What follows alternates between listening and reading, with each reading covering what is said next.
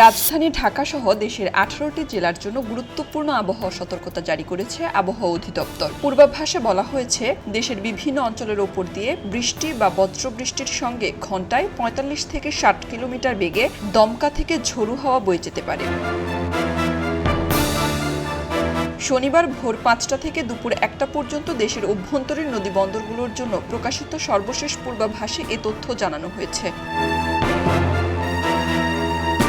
আবহাওয়া অধিদপ্তরের তথ্য অনুযায়ী রংপুর, দিনাজপুর, রাজশাহী, পাবনা, টাঙ্গাইল, ময়মনসিংহ, ঢাকা, ফরিদপুর, কুষ্টিয়া, যশোর, খুলনা, বরিশাল, পটুয়াখালী, নোয়াখালী, কুমিল্লা, চট্টগ্রাম, কক্সবাজার এবং সিলেট অঞ্চলের ওপর দিয়ে দক্ষিণ বা দক্ষিণ-পূর্ব দিক থেকে অস্থায়ীভাবে ঝোড়ো হাওয়া সহ বৃষ্টি বা বজ্রবৃষ্টির সম্ভাবনা রয়েছে।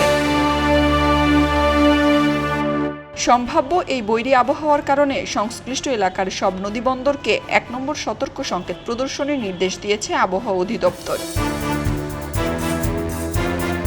এই অবস্থায় নদীপথে চলাচলকারী নৌযানগুলোকে সতর্ক থাকার পরামর্শ দেওয়া হয়েছে। একই সঙ্গে বজ্রপাত ও ঝোড়ো হাওয়ার সময় অপ্রয়োজনীয়ভাবে খোলা স্থানে অবস্থান না করে নিরাপদ আশ্রয়ে থাকার আহ্বান জানিয়েছেন আবহাওয়াবিদরা। শাবনাম পারভীন, খবরের কাগজ। খবরের কাগজ, নিখাত, নির্ভীক, নিরপেক্ষ।